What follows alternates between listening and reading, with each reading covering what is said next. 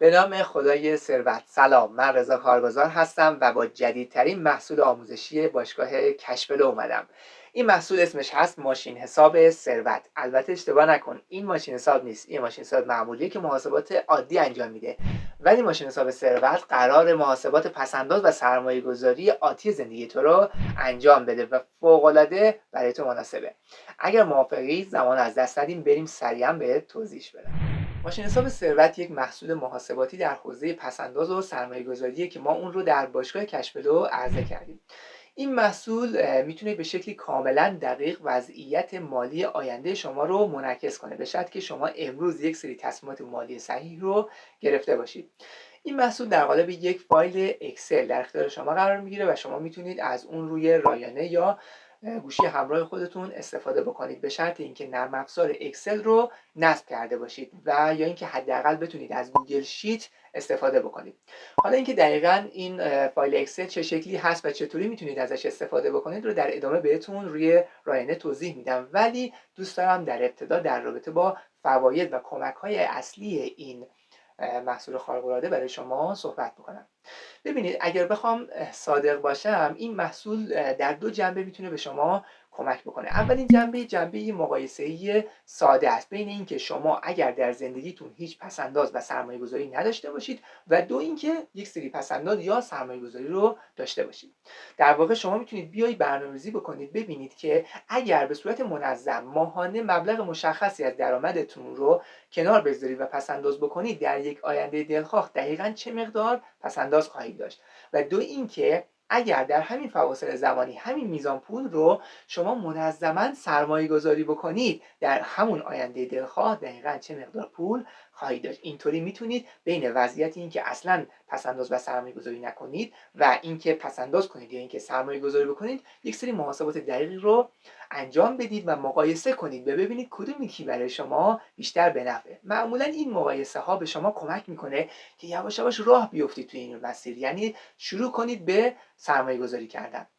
ولی دومین جنبه‌ای که در واقع من احساس میکنم مهمترین جنبه این محصول هست و میتونه به شما کمک بکنه، اینه که میاد و اهرم رنج و لذت رو در شما فعال میکنه. حالا اینکه دقیقاً اهرم رنج و لذت چیه، یه توضیح خیلی کوتاه بهتون میدم. ببینید، ما آدم‌ها در ذهنمون یک ترازوی فرضی داریم که این ترازو هر لحظه در حال محاسبه کردن، هر لحظه در حال سبک و سنگین کردن اینه که ما اون چیزهایی که میدیم در مقابلش چه چیزهایی داریم دریافت میکنیم. و این ترازو کاملا کارش دقیقه و هیچ وقت هم سرش کلاه نمیره. اونقدر دقیق که اگر یه جایی بتونه و از زورش برسه، میتونه گنجش رو رنگ کنه، جای قناری به شما بفروشه. پس بدونید با کی در ارتباط هستید. خب این ترازو اصولا هر آن چیزی رو که ما میدیم رو یک رنج میبینه، یعنی اینکه میگه آقا من هر کاری یا هر چیزی رو که بخوام اهدا بکنم این یک رنجه برای من، ولی هر چیزی رو که بخوام بگیرم شیرینه و یک لذت به حساب میاد.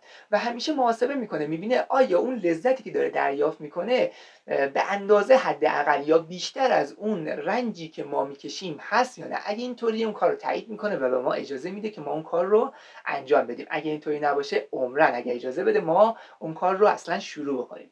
خب حالا برگردیم سر قضیه خودمون، موضوع پسنداز و سرمایه گذاری. فکر کنید که ما قرار هست یک رفاه فعلی رو، یک رفاهی که در حال حاضر در اختیارمون هست رو ازش صرف نظر کنیم، کنار بذاریم و به امید یک رفاه بیشتر در آینده بیایم یک کاری رو انجام بدیم، مثلا پسنداز بکنیم و یا سرمایه گذاری انجام بدیم و خطراتش رو به جونمون بخریم که در واقع این اتفاق رخ بده. به نظر شما اینجا چجوری میتونیم اهرم رنج و لذت رو فعال بکنیم تا این محاسبه‌گر در واقع درونی ما به ما اجازه بده که ما پسنداز یا سرمایه گذاری رو شروع بکنیم؟ قطعا به این شکل میتونیم این کار رو بکنیم که بیایم و میزان لذتی که ما از این کار میبریم رو براش بزرگ نمایی کنیم و میزان رنجش رو کوچیک‌تر کنیم. اینطوری میتونیم اون رو گول بزنیم و وادارش کنیم که با ما همراه بشه و به ما اجازه بده که ما تو این مسیر قدم برداریم. خب برای این کار باید چی کار بکنیم؟ باید یک بازی ساده رو باهاش راه بندازیم. باید خوب اون رو بشناسیم، باید بشناسیم این ترازو چجوری عمل میکنه. ببینید، ذهن آگاه ما یک ذهن محاسبه‌گر، تحلیلگر منطقی ولی ضعیفه که در واقع تنها زبانی رو که متوجه میشه زبان منطق هست. یعنی ما باید با آمار و ارقام و نتایج باهاش صحبت کنیم، یعنی باید بهش الگو نشون بدیم. ببین فلانی تونسته پس منم میتونم، ببین این آمار نشون میده که یه عده تونستن و میشه، پس تو هم میتونی شروع بکنی و انجامش بدی و نتیجه بگیری. اینطوری سر عقل میاد و با ما همراه میشه و اجازه میده که ما در واقع تو اون مسیر قدم برداریم. خب تو این زمینه، تو زمینه پسنداز و سرمایه گذاری، هیچ چیز بهتر از آمار و ارقام نمیتونه این ذهن آگاه محاسبه‌گر ما رو مجاب بکنه. این آمار و ارقام ما میتونیم از کجا به دست بیاریم؟ از همین محصولی که ما در باشگاه کشف طراحی کردیم، یعنی ماشین حساب ثروت. ماشین حساب ثروت میاد و این آمار و ارقام رو در اختیار ذهن آگاه ما قرار میده و میگه خب حالا بسنجش، ببین اگر پس انداز بکنی چقدر خوبه نسبت به اینکه نکنی، و دو اینکه اگر حالا همین پول رو سرمایه گذاری کنی چقدر عالی تر خواهد شد نسبت به اینکه پس انداز بکنی. پس بیا با هم دیگه خطرات سرمایه گذاری رو بپذیریم، چون میچربه به اون لذتی در واقع که در آینده برای ما داره، یعنی اون سودی که برای ما داره. اون سود شامل اصل پولمون و سودیه که در آینده این سرمایه گذاری برای ما خواهد داشت که نتایج این اول ماست. و اینطوری به راحتی ما میتونیم ذهن آگاه خودمون رو گول بزنیم، همراه خودمون بکنیم و در نهایت، من از واژه گول زدن استفاده میکنم ولی در نهایت ما عملا این سود رو میبینیم. خب حالا با هم دیگه اگر موافق باشید بریم و روی رایانه از این محصول خارق العاده استفاده کنیم و ببینیم این چه شکلی عمل میکنه و باز برگردیم یه مقدار دیگه با هم صحبت کنیم. فایل اکسل ماشین حساب ثروت نسخه 1/2 رو در نرم افزار اکسل روی رایانه دارید مشاهده میکنید که میتونید نسخه گوگل شیت اون رو هم از بخش دانلودها در زمان خرید دریافت بکنید و به خصوص کسانی که از گوشی همراه استفاده میکنن احتمالا نسخه گوگل شیت اون براشون مناسب تر هستش. خب به یه نگاه کلی به این فایل اکسل که میندازید متوجه میشید دارای 2 تا شیت هست. شیت اول ماشین حساب ثروت و شیت دوم گزارش سالانه که من به ترتیب هر کدوم رو مجزا براتون توضیح میدم. در شیت ماشین حساب ثروت شما بخش مختلفی رو میبینید که در بالا نوار زرد رنگ راهنمایی این هست که چگونه از این ماشین حساب استفاده کنیم و به شما توضیح داده شده که در ادامه 6 تا سوالی که براتون اومده در بخش بالایی رو پاسخ بدید، به صورت عددی باید پاسخ بدید و در سلول‌های مربوطه که به رنگ زرد هستن عددها رو وارد میکنید و اینتر رو میزنید. نه کاری به تومانش دارید نه کاری به درصدش و لطفا در هیچ کدام از سلول‌های دیگه این فایل دست نزنید، یعنی به هیچ کدوم عدد ندید، چون فرمول ها از بین میره و شما یا محاسباتتون از هم میپاشه یا اینکه محاسبات اشتباه رو دریافت میکنید. و البته اگر این اتفاق هم افتاد اصلا نگران نباشید، شما خیلی راحت میتونید دوباره فایل اکسل صحیح رو از بخش دانلودها، بخش خریدتون دریافت بکنید. خب بریم سراغ 6 تا سوال که حالا توضیحاتی هم به صورت نکات مهم در بخش پایینی صفحه ماشین حساب ثروت برای شما اومده. این 6 تا سوال به ترتیب اینها هستن. اولی میگه پسنداز فعلی شما چقدر است، یعنی در حال حاضر شما چقدر پسنداز دارید که من به صورت پیش‌فرض عدد 5 میلیون تومان رو درج کردم. خیلی راحت شما میتونید تغییرش بدید. خب در سوال دوم پرسیدیم شما چقدر میتونید در هر ماه پسنداز کنید، یعنی ماهانه چقدر توانایی پسنداز دارید که من به صورت پیش‌فرض عدد 1 میلیون تومان رو درج کردم. در سوال سوم درج شده که نرخ افزایش سالانه پسنداز شما متناسب با تورم چقدره، یعنی اینکه فرض رو بر این بگیرید تورمی وجود داره و بهتره که سال به سال به جای اینکه یک پسنداز ثابت رو داشته باشیم با یک درصدی افزایشش بدیم. مثلا انتخاب من 10% بوده و همین صورت پیش‌فرض گذاشتم 10%. شما میتونید این رو مثلا 20 کنید. خیلی راحت تایپ میکنم، اینتر میزنم، اعمال میشه یا دوباره برگردونیم به همون 10. خب در سال چهارم پرسیدیم که شما چند سال سن دارید. من سن خودم رو وارد کردم. در سال پنجم که باز هم راهنما داره از قسمت پایین میتونید مطالعه کنید، پرسیدیم که قصد دارید وضعیت مالی چند سال آینده خود رو ببینید که من 10 سال رو قید کردم. شما این عدد رو بین 0 یعنی در واقع اتفاق نیفته تا 1 و در نهایت 100 میتونید وارد بکنید و محاسبات رو ببینید، ولی فعلا رو همون پیش‌فرض 10 سال من میذارم.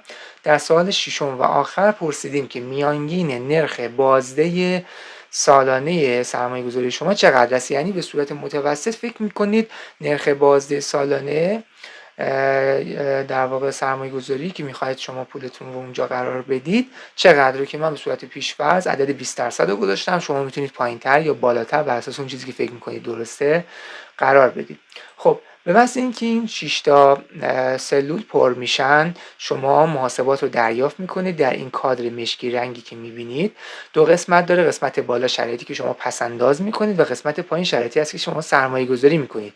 اینجا هم توضیح داده شده اگه سرمایه گذاری نکنید، یعنی پسنداز خالی داشته باشید، این مقدار در اختیار شما قرار خواهد گرفت. اگر هم سرمایه گذاری کنید، این مقدار در 47 سالگی که 10 سال بالاتر از 37 سالگی فعلی من هست به من پرداخت میشه. خب من 5 میلیون تومان داشتم، 1 میلیون تومان ماهانه با نرخ افزایش سالانه 10% رو برای 10 سال آینده مد نظر دارم، با نرخ بازده سالانه 20% که شده به صورت پسندازی 196 میلیون و 249 هزار و 95 تومان و تو حالت اینکه سرمایه گذاری انجام بشه با این نرخ بازده 551 میلیون و 729 هزار و 694 تومان هستش، که در این قسمت شما اون رو به صورت نموداری میتونید ببینید نسبت این دوتا به هم. یعنی اگر فقط پسنداز داشته باشید همین میزان و اگر سرمایه گذاری کنید به این میزان که باز عددش دیرش قید شده. خب در شیت دوم یا گزارش سالانه شما میتونید ریز محاسبات در واقع 1 تا 100 سال آینده این نوع سرمایه گذاری رو به صورت ریز ببینید، که من با توجه به اینکه 10 سال آینده رو مد نظر داشتم، سطر 10 برای من رنگی شده به صورت پیش‌فرض. شما به هیچ کدوم از عددهای این شیت نباید دست بزنید، تغییرات داخلش ایجاد نکنید، فقط قابل مشاهده است، استفاده کنید. خب بخوام براتون تفسیر کنم، من چون عدد 10 یعنی 10 سال آینده رو مد نظر داشتم، پسنداز اولیه من 5 میلیون تومان بود که اقساط سالانه من در سال دهم این عدد میشه 28 میلیون خورده‌ای میشه و سودی که در اون سال میگیرم 96 میلیون تومان میشه و این در واقع مجموع پسنداز و اقساط پرداختی من در کل این 10 سال 196 و خورده‌ای میشه که دقیقا همون عدد پسندازی من هست. کل سودی هم که دریافت میکنم در کل این 10 سال 355 میلیون خورده‌ای هست که در مجموع من ارزش آتی سرمایه گذاری خودم، یعنی سرمایه که در اون سال دهم در اختیار دارم با سود مرکبش 551 میلیون و 729 هزار و 694 تومان هستش، که اگر ببینید من در ماشین حساب در شیت اول هر نوع تغییر رو اگر اعمال بکنم، شما باز با تغییرات جدید توی هم این صفحه هم جدول بعد روبرو میشید. مثلا به فرض مثال پسنداز فعلیم رو قید میکنم 35 میلیون، اینتر میزنم، راحت عوض میشه، کاری به تومان ندارم. ماهانه مثلا 2 میلیون تومان من میتونم پسنداز کنم با نرخ افزایش مثلا 20% و سن من حالا همون 37 سال باشه و میخوام وضعیت مالی 15 سال آینده‌مو ببینم و نرخ سود در واقع میانگینم یا بازده سالانه‌ای که مد نظر من هست مثلا 25% میکنم. میبینید که عددها برای من کاملا تغییر کرد. پسندازی من شد 1 میلیارد و 700 خورده و به صورت سرمایه گذاری 9 میلیارد و 946 میلیون که اگه گزارش سالانه رو کلیک بکنم میبینید سطر 15 ردیف 15 که سال 15 هم هست برای من روشن میشه و همین عددها نمایش داده میشه، یعنی 1 میلیارد و 763 برای پسنداز و 9 میلیارد و 946 برای ارزش آتی سرمایه. در مجموع شما باید با بازی کردن با اعداد و ارقامی که به ذهنتون میاد در این 6 تا سلول کاری بکنید که با اعداد و ارقام نهایی یا نتایجی که همون سرمایه و مجموعه سرمایه و سود نهایی شما هست روبرو بشید و خب این اعداد به شما کمک میکنه با سرمایه گذاری ارتباط بهتری برقرار بکنید. خب چطور بود؟ دوستش داشتین؟ من این محصول رو به همه اعضای باشگاه کشف توصیه میکنم و ازتون میخوام با تهیه کردن این محصول روی خودتون سرمایه گذاری کنید و 2 کاربرد اصلی اون رو حتما دریافت بکنید. یکی اینکه از اون به عنوان یک ابزار محاسباتی دقیق در برآورد کردن نتایج پس‌اندازها و سرمایه‌گذاری هاتون استفاده کنید.